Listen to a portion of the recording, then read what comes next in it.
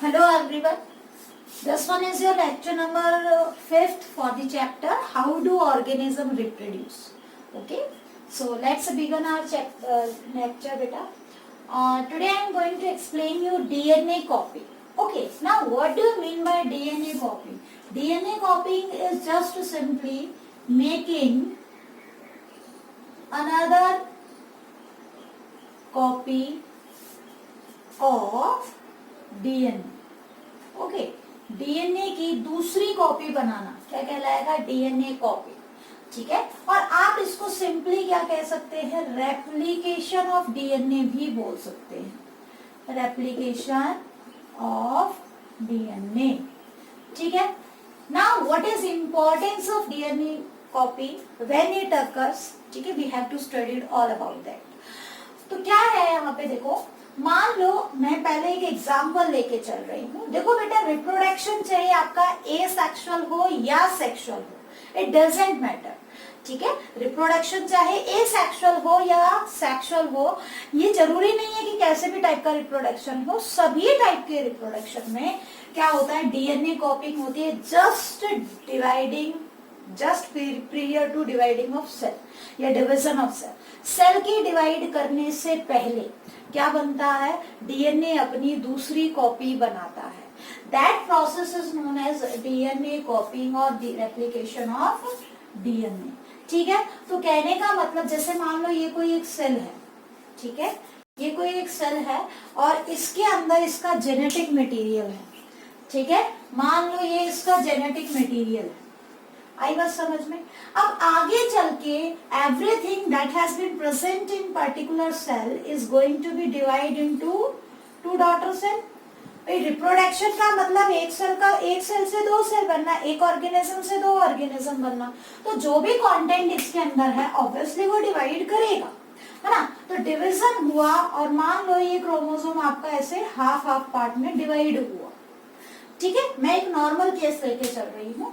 अब देखो, यही फिर अब जो नई डॉटर सेल बनी है, ये आप बाद में फिर से रीजनरेट, मतलब दोबारा से क्या करेंगे? रिप्रोडक्शन शो करेंगी. इससे फिर दो सेल आए.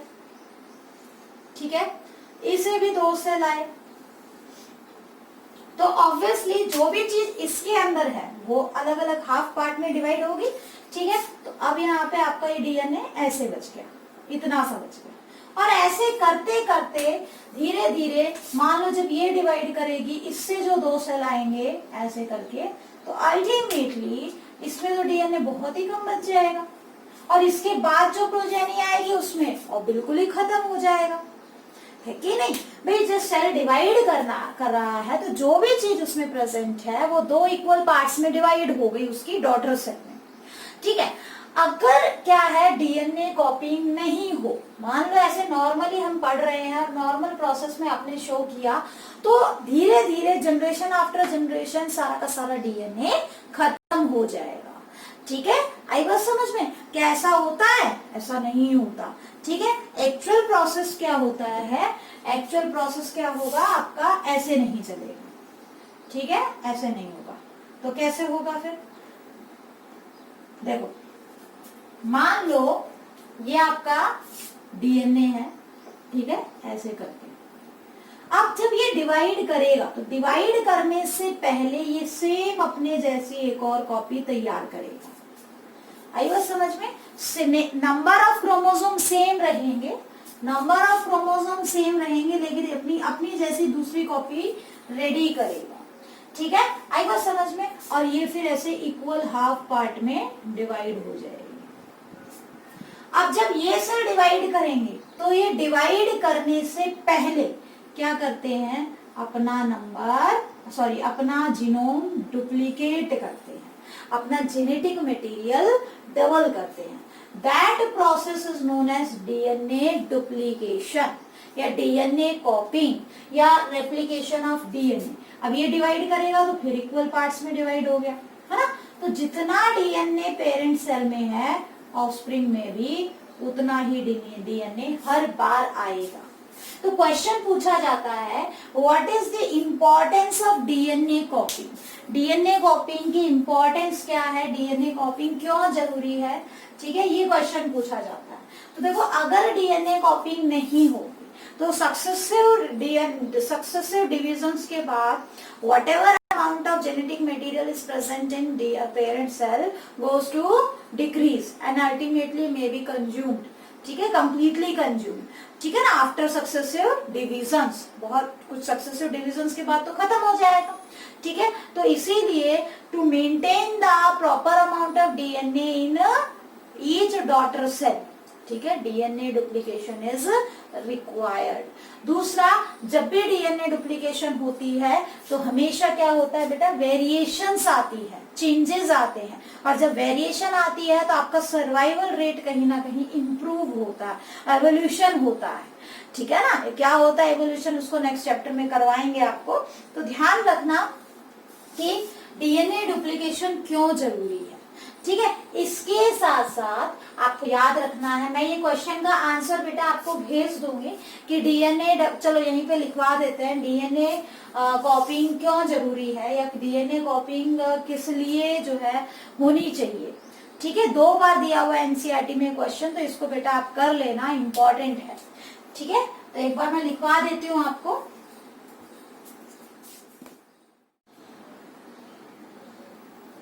तो देखो बेटा लिख दिया है मैंने यहाँ पे, डीएनए कंटेन हेरिडिटरी इंफॉर्मेशन, वो इंफॉर्मेशन जो एक जनरेशन से दूसरे जनरेशन में जाती है फॉर वेरियस कैरेक्टर्स, अलग अलग कैरेक्टर्स के लिए। A cell duplicates all DNA content, एक सेल अपना सारा का सारा डीएनए कंटेंट क्या करता है, डुप्लीकेट करता है, डबल करता है, बिफोर डिवीजन, डिवीजन होने से पहले, ठीक है, सो दैट, ताकि each daughter cell receive proper amount of DNA after division, ताकि हर डॉटर सेल को प्रॉपर अमाउंट ऑफ डीएनए मिले आफ्टर ईच डिवीजन, ठीक है। अगर डीएनए डुप्लीकेशन नहीं होगा, if DNA duplication doesn't occur, तो क्या होगा, देन आफ्टर एवरी डिवीजन, हर डिवीजन के बाद क्या होगा, the amount of DNA present in parent cell become half. हर पेरेंट सेल में जो डीएनए है हर डिवीजन के बाद क्या होगा, हाफ हो जाएगा, ठीक है। And ultimately after many successive divisions all genetic material gets consumed, और सारा का सारा कुछ सक्सेसिव डिविजन्स के बाद ही खत्म हो जाएगा, ठीक है। लेकिन ऐसा नहीं होता, ठीक है। आई बात समझ में, copying of DNA is also important for variations, आई बात समझ में, ठीक है। तो this one is your DNA copy, ठीक है। एक बार इसका स्क्रीनशॉट ले लो बेटा। स्टार्ट करते हैं next topic, that is vegetative propagation, ठीक है। वेजिटेटिव प्रोपगेशन क्या मतलब होता है वेजिटेटिव प्रोपगेशन का, देखो प्रोपगेट करना, आपने फिजिक्स में भी पढ़ा होगा, प्रोपगेशन, जैसे वेव प्रोपगेशन आप पढ़ते होगे, आपने 9th क्लास में पढ़ा होगा, ठीक है ना, वेव वाले चैप्टर में, साउंड वाले चैप्टर के अंदर प्रोपगेट करना यानी एक जगह से दूसरे जगह मूव करना, है ना, वही तो बोलते हो प्रोपगेशन। बट बायो में मूवमेंट नहीं होगी यहाँ पे, ठीक है। Your topic is vegetative propagation. Propagation क्या मतलब होता है वेजिटेटिव प्रोपगेशन का, कि जब किसी प्लांट का, हम प्लांट की बात कर रहे हैं, प्लांट के वेजिटेटिव पार्ट से कोई न्यू ऑर्गेनिज्म अराइज कर रहा है और जनरेशन प्रोपगेट कर रही है, जनरेशन आफ्टर जनरेशन नई जनरेशन आई जा रही है, उसको क्या कहते हैं हम, वेजिटेटिव प्रोपगेशन, ठीक है। तो हमने कैसे लिखना है, पहले तो आपको पता होना चाहिए कि वेजिटेटिव पार्ट्स क्या होते हैं, ठीक है। Those parts which are not involve in sexual reproduction, वो पार्ट्स जो सेक्सुअल रिप्रोडक्शन में इन्वॉल्व नहीं होते, उन्हें क्या कहते हैं हम, वेजिटेटिव पार्ट्स ऑफ प्लांट, जैसे कि रूट स्टेम लीव्स, हाँ, क्योंकि फ्लावर में तो क्या होता है, सेक्सुअल पार्ट्स होते हैं, तो root stem leaves are known as vegetative part of plant. अब क्या है, प्रोपगेशन, तो whenever new generation arises from vegetative part of plant, then such type of reproduction or asexual mode of reproduction is defined as vegetative propagation. Okay, so how will you write? You will write the parts of plant other than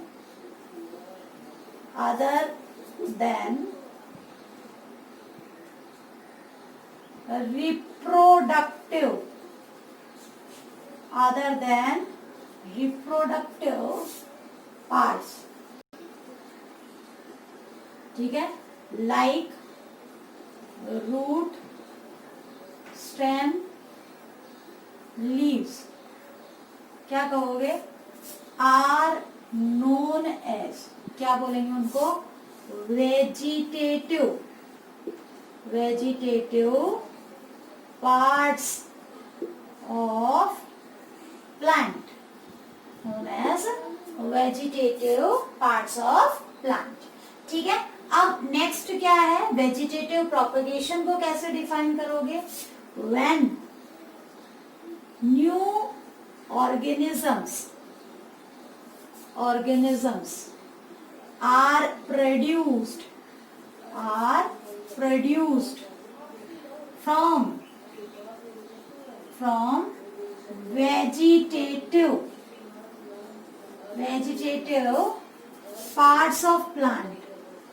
vegetative parts of plants, ठीक है, उन्हें क्या कहेंगे, when then such type of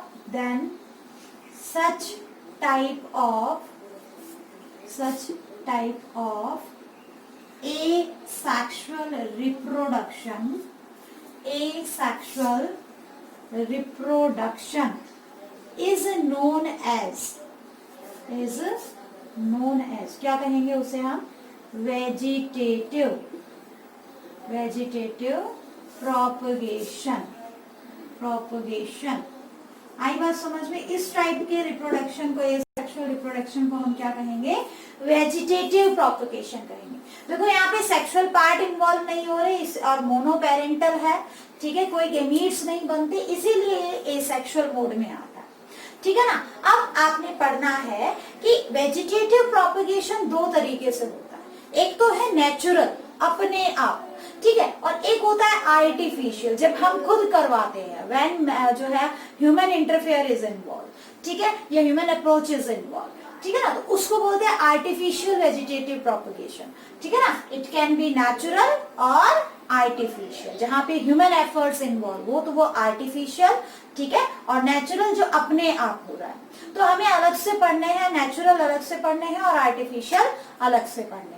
आई बात समझ में। अच्छा, यहाँ पे एक आपको और बात ध्यान में रखनी है कि वो प्लांट का वो वेजिटेटिव पार्ट जिससे नया ऑर्गेनिज्म अराइज होता है उसको रिप्रोडक्टिव यूनिट या क्या कहोगे, वेजिटेटिव प्रोपेग्यूल कहा जाता है, ठीक है।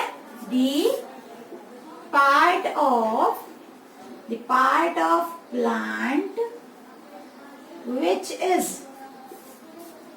is involved in production of new generation, production of new organism, ठीक है, is known as the part of plant which is involved in production of new organism, ठीक है, is known as, क्या बोलोगे, reproductive unit,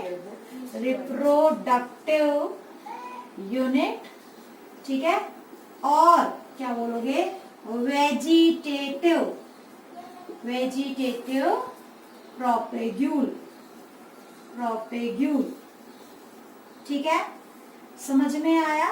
जैसे देखो आपने देखा है आलू है, ठीक है, पोटैटो है, पोटैटो कैसे ग्रो करता है, आप सीड थोड़ी यूज करते हो, ठीक है ना, आप क्या यूज करते हो, डायरेक्टली पोटैटो की जो आई ऑफ पोटैटो होती है, अभी आगे समझाऊंगे, ट्यूबर के ऊपर जो आई ऑफ पोटैटो होती है, आप उसको जस्ट निकालते हो और उसको प्लांट कर देते हो, ठीक है, तो वहां पे वेजिटेटिव प्रोपेग्यूल क्या हुआ, आई ऑफ पोटैटो। ऐसे ही अगर हम रोज प्लांट की बात करें तो उसकी डायरेक्ट स्टेम आप काट के लगाते हो तो वहां पे वेजिटेटिव प्रोपेग्यूल क्या हुआ, स्टेम। ठीक है, तो इस तरीके से वेजिटेटिव प्रोपेग्यूल्स होते हैं। ठीक है ना, आ रही है बात समझ में? ठीक है, तो एक बार इसका स्क्रीनशॉट ले लो बेटा। अब देखो बात करते हैं नेचुरल और आर्टिफिशियल प्रोपेगेशन की। ठीक है, नेचुरल एंड आर्टिफिशियल प्रोपेगेशन। तो आपने जस्ट एग्जाम्पल याद करने हैं।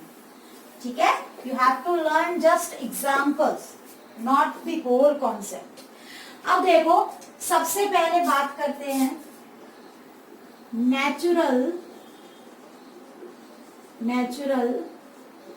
Vegetative propagation. अपने आप जो नेचर में होता है उसको बोलते हैं नेचुरल वेजिटेटिव प्रोपेगेशन। ठीक है, तो यहाँ पे देखो सबसे हम 3 पार्ट करेंगे। एक तो रूट से ग्रो होने वाले प्लांट, ठीक है, एक स्टेम से ग्रो होने वाले पार्ट्स, और एक हम एग्जांपल पढ़ेंगे कि लीव्स से भी क्या प्लांट ग्रो हो सकते हैं। ठीक है ना, तो डिस्क्रिप्शन नहीं देना है हमें, जस्ट एग्जांपल लिखने हैं। आई बात समझ में? ठीक है, तो मैं एक बार आपको बाय डायग्राम करवा देती हूँ। तो बेटा देखो रूट की अगर हम बात करें तो डहेलिया, स्वीट पोटैटो, गुआवा, बहुत सारे एग्जांपल हैं जो आपने देखे हैं। जस्ट आप रूट लाके और आप प्लांट कर सकते हो। मिंट हो गया, ठीक है ना, मिंट वगैरह जो होते हैं, पुदीना जिसको आप बोलते हो, स्वीट पोटैटो, शकरकंद, गुआवा आप जानते ही हैं। डहेलिया किसे बोलते हैं, बिरछा कुट्टी। ठीक है ना, कल की जब क्लास में आओगे तो एक बार मुझे याद दिला देना, डाउट क्लास में मैं आपको दिखा दूंगी। वैसे आप सभी को पता है कैसी होती है। ठीक है, तो इन सब के सिर्फ रूट लगती है।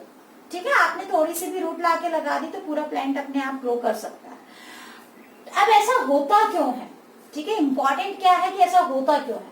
क्यों होता है बेटा कि ये जो रूट्स हैं, इन रूट्स में जगह जगह पे आपको रूट्स में नोड नहीं होंगे, स्टेम पे नोड होते हैं। सॉरी, अगर हम रूट क्या है, रूट तो बेसिकली क्या है बेटा, आसानी से क्या कर सकती है, वहां पे मेरिस्टेमेटिक टिश्यू है तो आसानी से ग्रो कर सकती है। ठीक है, बट सभी में ऐसा नहीं होता है, क्योंकि कुछ एक प्लांट्स ऐसे होते हैं जिनमें उनका xylem system, vascular system well developed होता है, तो सिर्फ रूट के काटने से बात नहीं बनती है। ठीक है, बट कुछ एक ऐसे होते हैं जिनमें वापस से डेवलप हो जाता है, तो वो रूट के थ्रू आप ग्रो कर सकते हो। Next is from stem. Stem में बहुत सारे एग्जाम्पल हैं आपके आसपास। अगर आप देखो शुगर केन, है ना, शुगर केन के अलावा पोटैटो, रोज, जिंजर। अच्छा, पोटैटो कई बच्चे अज्यूम करते हैं कि ये क्या है, रूट है। रूट नहीं होता, ये मॉडिफाइड स्टेम होता है। ठीक है ना, पोटैटो के अंदर क्या होता है, potato is modified underground stem. ऐसे टर्मरिक, जिंजर, ये सारे के सारे अंडरग्राउंड स्टेम है। ठीक है, कहीं आई बात समझ में? तो आप कहीं इसको अज्यूम करें कि ये रूट है, रूट नहीं होता। अब पोटैटो में ये जो आपको इस तरीके से ट्यूब लाइक स्ट्रक्चर दिखाई दे रहा है, दैट इज ट्यूबर। क्या बोलते हैं इसको? ट्यूबर बोलते हैं, ट्यूबर ऑफ पोटैटो। क्या बोलोगे? Tuber of potato. और इसमें वेजिटेटिव प्रोपेग्यूल क्या होगा? आई ऑफ पोटैटो। कोई आपसे पूछ ले, ठीक है। यहाँ क्या होता है, यहाँ पे ये राइजोम ऑफ जिंजर है। राइजोम क्या होता है? Underground stem that store food, ठीक है, जो फूड को स्टोर करता है। और इसमें क्या होता है, जगह जगह पे बर्ड्स होते हैं, नोड्स होते हैं। देखना, अदरक सभी के घर में मिल जाएगी, नहीं है तो कल मुझे याद दिला देना, मैं आपकी डाउट क्लास में आपको दिखा दूंगी। ठीक है, तो क्या होता है, आप यहाँ इसमें आप अदरक को देखोगे तो जगह जगह पे इस तरीके से आपको क्या दिखेगी? स्वेलिंग दिखेगी ऐसे करके। और ये जो स्वेलिंग होती है ना, इनको बोलते हैं बर्ड्स। क्या बोलते हैं? बर्ड्स। बर्ड्स क्या होते हैं? अनडिफरेंशिएटेड मास ऑफ सेल्स होते हैं, जिनसे पूरा नया ऑर्गेनिज्म बन सकता है। आप इस बर्ड को काट के कहीं पे भी प्लांट कर दो सॉइल में, तो ये नया प्लांट आपका लग जाएगा। ठीक है ना, तो जगह जगह पे बर्ड्स होते हैं, जहां पे क्या आ जाती है? रूट्स आती है। इस टाइप की रूट्स को हम बोलते हैं एडवेंटिशियस रूट्स।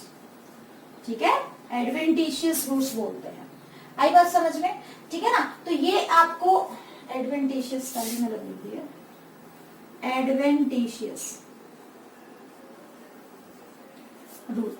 ठीक है, तो बर्ड को तो आपसे कोई पूछे जिंजर की प्रोपेगेटिव यूनिट क्या है, राइजोम, टर्मरिक की क्या है, राइजोम। ऐसे शुगर केन में जैसे आपने देखा होगा ये ऐसे करके, तो शुगर केन में आपको ऐसे जगह जगह पे ऐसे क्या दिखते हैं, नोड दिखते हैं, नोड वाला एरिया दिखता है। और जो लोअर पोर्शन होता है उससे तो कई बार आपको ऐसे यहाँ से रूट निकलती हुई भी दिखाई देंगी। तो यहाँ से कट करके आप इसको प्लांट, नीचे वाले पोर्शन को प्लांट कर दीजिए, आपका नया शुगर केन का प्लांट लग जाएगा। ठीक है, तो इस तरीके से क्या होता है, स्टेम क्या कर रही है, ग्रोथ शो कर रही है। अब एक नॉर्मल सा क्वेश्चन यहाँ पे आ जाता है, बस स्क्रीनशॉट ले लो इसका। एक नॉर्मल सा क्वेश्चन जनरली पूछ लिया जाता है क्या कि बारिश आते ही बेटा अचानक से चारों तरफ क्या है, आपको हरियाली मिलती है। तो ये पेड़ तो आप लगा के नहीं आते, ये अचानक से अपने आप कैसे लग गया, ठीक है ना। तो देखो एक्चुअल में क्या होता है कि जब ये प्लांट, ये जो ग्रास है, ग्रास जब सूखती है, ठीक है, ग्रास जब सूखती है तो इसमें जो बर्ड्स होते हैं, ग्रास के जो बर्ड्स होते हैं, वो ग्रास के अंदर नोड वाला जो रीजन है, दिखा दूंगी कल क्लास में आओगे जब, ठीक है। ग्रास में जो नोड वाला हिस्सा होता है, नोड यानी कि वो हिस्सा जहां से वो थोड़ी सी स्वेलअप है, ठीक है। नोड मैंने पहले भी बताया आपको, जहां पे इंटरकैलरी मेरिस्टेमेटिक टिश्यू होते हैं, ठीक है ना। तो नोड वाले रीजन में जो बर्ड्स हैं, वो बर्ड्स कैसी हो जाती हैं, बर्ड्स का मतलब जिसमें जो सेल्स हैं वो डोरमेंट पीरियड में है, डोरमेंसी यानी कि इनएक्टिव पीरियड में। जैसे ही फेवरेबल कंडीशन आती है तो वो क्या करते हैं, they have ability to grow. तो जब क्या होता है, आसपास के एनवायरनमेंट में बहुत ज्यादा गर्मी है या बहुत ज्यादा सर्दी है या पानी की कमी है या किसी भी वजह से कोई रीजन है जिसकी वजह से ग्रो नहीं करवा रहा, तो वो क्या है, डोरमेंट स्टेट में पड़ा रहेगा, ठीक है। आपको ऐसा लगेगा कि ये क्या है, डेड पार्ट है। लेकिन जैसे ही फेवरेबल कंडीशन आती है तो जो मिट्टी में छोटे छोटे ग्रास के नोड्स पड़े हुए हैं, डेड पार्ट जो पड़ा हुआ है, वही क्या कर सकता है, आसानी से ग्रो कर जाता है, ठीक है। और इसीलिए बारिश के आते ही, क्योंकि वाटर की plenty of water is available along with moisture and nutrients, ठीक है, तो उस टाइम पे आपको अचानक से ग्रीनरी दिखाई देती है, ठीक है। तो ये क्वेश्चन कई बार आ जाता है, इसको एक बार कर लेना। एक क्वेश्चन ये भी आता है कि मान लो एक बच्चा है, ठीक है, एक पर्सन है या एक बच्चा है, उसने क्या किया, मनी प्लांट तोड़ा, ठीक है, मनी प्लांट तोड़ा। और मनी प्लांट जब तोड़ा उसने, तो उसने तोड़ते टाइम उसको ऐसे तोड़ लिया, यहां से तोड़ लिया, ठीक है, और इसको लगाने की कोशिश कर रहा है, उसको लगा, ये उसकी मेन स्टेम है मनी प्लांट की, और इसको यहां से लगाने की कोशिश कर रहा है, ठीक है। और इसमें यहाँ पे ये बर्ड्स हैं, ये इधर बर्ड है और एक आप बर्ड यहाँ लगा लो, ठीक है।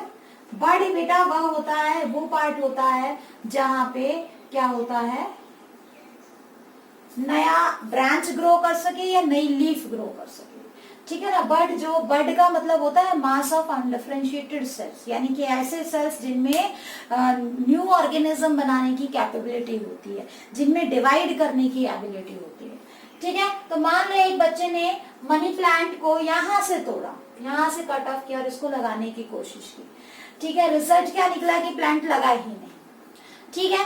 तो बताओ उसने क्या गलती की। इस टाइप के क्वेश्चंस आपके बोर्ड एग्जाम्स में पूछे जाते हैं। तो क्या गलती की इसने बेटा, इसमें देखो उसने एक भी नोड नहीं रखा। आपको प्लांट हमेशा वहां से लगाना है जहां नोड हो, ध्यान रखना, क्योंकि मौसम भी ऐसा चल रहा है, आप प्लांट लगा सकते हो, बहुत अच्छा मौसम है नया प्लांट लगाने के लिए, ठीक है। तो आप सब मेरी तरफ से आप जो है एक हर बच्चा एक प्लांट जरूर लगाए, ठीक है ना। तो देखो ये जो नोड है, ठीक है, अगर आपने नए प्लांट जो लगा रहे हो उसमें नोड नहीं लिया, स्पेशली बेस पार्ट में, तो वो ग्रो नहीं कर पाएगा, ठीक है। तो उसको प्लांट को यहाँ से तोड़ने की बजाय यहाँ से तोड़ना चाहिए, ताकि ये नोड वाला रीजन एज इट इज रहे और ये ग्रो कर सके। समझ में आई बात, ठीक है। तो ध्यान रखना, इस टाइप के क्वेश्चंस कई बार आ जाते हैं, ठीक है। अब है फ्रॉम लीव्स, ठीक है, फ्रॉम लीव्स। तो लीव्स से क्या आपने कभी देखा है बेटा, लीव्स से ग्रो करते हुए किसी प्लांट को, फ्रॉम लीव्स? अगर नहीं देखा है तो मैं आज एग्जांपल बता रही हूँ, देख लेना। पत्थर चट का नाम सभी ने सुना होगा, सुना है ना पत्थर चट, अगर किसी के पास हो तो डाउट क्लास में लेकर आना, ठीक है। पत्थर चट बेटा, उसकी जो लीव्स होती हैं वो कुछ इस तरीके की होती है,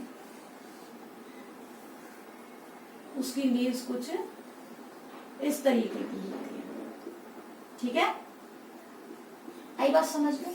और यहाँ पे ये जो आपको दिखाई दे रहा है ना, this one is marginal notches, marginal, ये लगा लो चाहे ये लगा लो, नॉचेस, जैसे हाइट के लिए कार्डियक नॉच था ना, पढ़ा होगा, नॉच मतलब कोई भी दबी हुई जगह, तो इसको बोलते हैं मार्जिनल नॉचेस, नॉच बोल दो, सिंगल है तो, प्लूरल है तो नॉचेस बोल दो, ठीक है। अब यहाँ पे क्या होता है, ऐसे छोटे छोटे छोटे छोटे बर्ड्स होते हैं, ठीक है, ये क्या है आपका bud at marginal notch, bud at marginal notches, marginal notches, ठीक है। ये मैंने एक स्टेज बताई है, कुछ दिन बाद ये बर्ड बड़ा होगा, इसका साइज बढ़ जाएगा, तो एक और जगह पे इसका साइज थोड़ा सा बड़ा करके दिखा रही हूं मैं, ठीक है, ये इस तरीके से, ठीक है। आप इतने पोर्शन को कट करके कहीं पे भी लगा सकते हो। तो देखो हमेशा ध्यान रखना, ब्रायोफाइलम के जो कार्डियक नोचेस होते हैं उनमें छोटे छोटे बर्ड्स होते हैं, ठीक है, बर्ड्स होते हैं, जिसकी वजह से वो आसानी से ग्रो कर सकता है। तो आपसे कोई पूछे कि ये एग्जाम्पल किसका है, this one is example of Bryophyllum, समझ में आई बात, किसका है, ब्रायोफाइलम का। तो आपको याद रखना है बेटा, आपकी बुक में एक सिंगल एग्जाम्पल दिया हुआ है कि लीफ से कैसे ग्रो करता है, ठीक है। ये डायग्राम अच्छे से कर लेना, क्योंकि इस टाइप के डायग्राम्स बने हुए आए और आपसे पूछा जा सकता है ये किसका डायग्राम है, या ये क्या दिखाई दे रहा है आपको, ठीक है ना, या फिर किसका डायग्राम, इस तरीके के छोटे मोटे क्वेश्चंस आ जाते हैं, तो एक बार इसको ध्यान से कर लेना, ठीक है। तो ये था नेचुरल वेजिटेटिव प्रोपगेशन, ठीक है। कल की क्लास में हम क्या करेंगे, आर्टिफिशियल वेजिटेटिव प्रोपगेशन, ठीक है। इसके साथ साथ हम पढ़ेंगे इंपॉर्टेंस ऑफ वेजिटेटिव प्रोपगेशन, और एक टॉपिक आपका टिश्यू कल्चर का भी है, तो वो क्वेश्चन करवाएंगे, ठीक है। That's all for today's lecture, thank you.